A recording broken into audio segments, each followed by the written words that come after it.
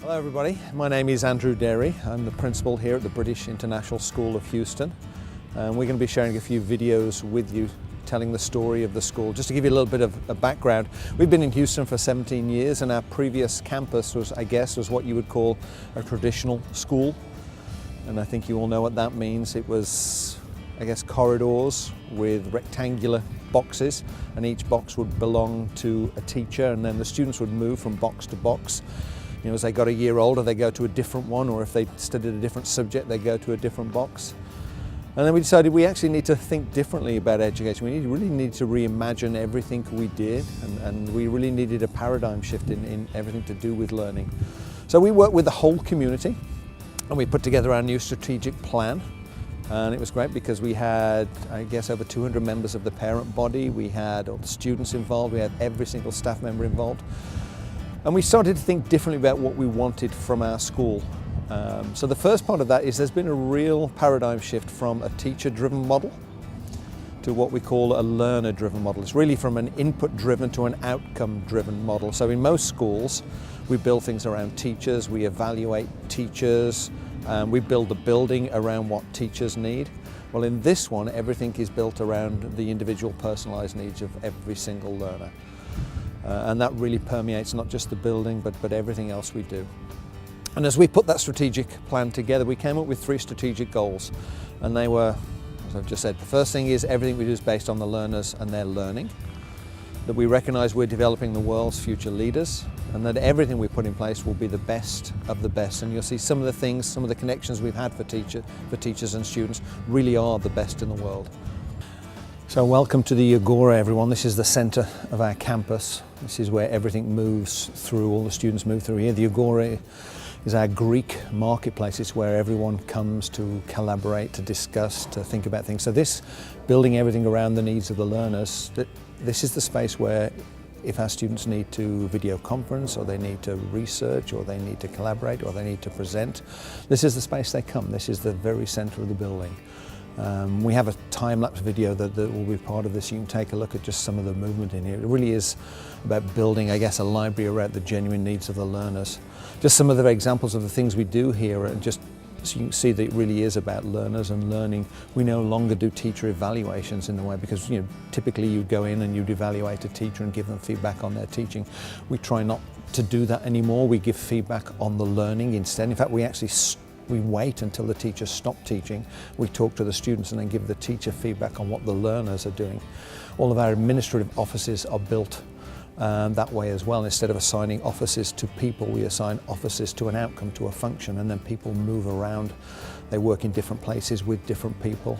And that seems to work really well. So this whole concept is really around the personalized needs of the learners rather than the teachers. And if you can imagine, a couple of years ago when we were designing the campus, we sat with the teachers and we said, look, we're going to have this amazing new building with all of these facilities, and everyone, I'm sure you imagine, was absolutely delighted. And then we said, well, except that you're not going to have your own classroom. It's not built like that. There are no fronts to classrooms, and there are no teachers' desks, because it's built around the learners. And you imagine our teachers were less than enthusiastic at that point. I don't think they could see the concept. Now, if you ask the teachers, and I think this is pretty much universal, they will tell you they couldn't imagine going back to having one fixed room with one fixed set of furniture. It just doesn't work like that. So to give you an idea how this works, this building is built in neighborhoods. There are 16 of them. And each neighborhood has a set of learning spaces. They're all different. It's all glass. I think you can see behind me that how much glass there is in here. And teachers are assigned to a neighborhood. The students come to the neighborhood, but then everything within that neighborhood is completely flexible. All the furniture moves. You can move furniture in and out of rooms. You can have it in the center spaces. You can create learning spaces however you want them and however you need them. In fact, several of our departments let the students do that themselves. So the idea is, as you walk into a neighborhood, every hour you walk through, it's completely different, and it's all designed and it all functions and it all works around the needs of the learners and their learning at that particular time, rather than it being fixed around the needs of a teacher. And as I say, I think our teachers really have embraced that now, and they really couldn't imagine going back to having one fixed set of furniture. It just doesn't work like that.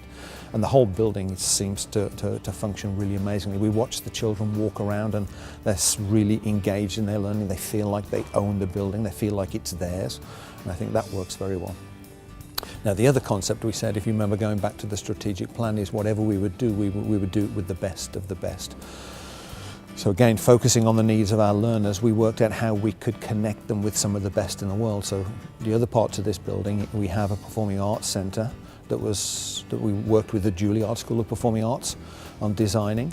And in fact, our curriculum is a full Juilliard curriculum. Our students get to spend summers at Juilliard, and we have Juilliard teachers coming down and working with them. So for performing arts, we connect them with the best in the world. When we looked at our maker spaces and our design thinking, we said, okay, who's the best in the world for that? And we think it's MIT. So we have a direct relationship with MIT where they provide the curriculum, they help us design our maker spaces, and we think that's quite unique. For robotics, we've done the same with Lego. We have a direct connection with UNICEF for our community service project. We're working with NASA, and some of our students are designing Mars rovers. We have a direct communication with Apple, and Apple helped us design the whole one-to-one program in the school. And then the final one that we use is the Texas Medical Center, which is the largest medical center in the world.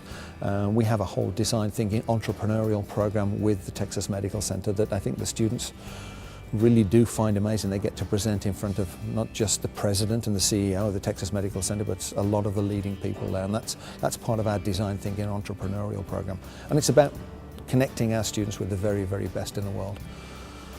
So just to give you a summary, this is not bits of things that have changed. I think because we had a chance to build a whole new campus, we started from the very basics and said, okay, how should we reimagine education? And everything we've done here, from the campus through to the pedagogy, through the philosophy, is built around the needs of the learners and their learning, rather than building it around the input of teachers and teaching. It's very much outcome based, and it's very much the student's school. We get a lot of visitors here coming to see what we've done.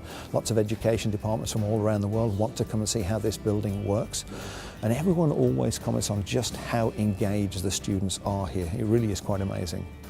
So we've got a series of videos I think help explain this, show you some of the areas how the school works. We've got one that really looks, a series of videos that looks at MIT, at Juilliard, at TMC, at NASA, at UNICEF, so you can see all of those. Some that look at Apple, some that look at service leadership and leadership in our community, some that look at that early years centre, just so that you get an idea of how this entire concept works. So I hope you enjoy that. We have a few questions that we think would be good for you to think about, and those will come in the next part of this TED Ed talk.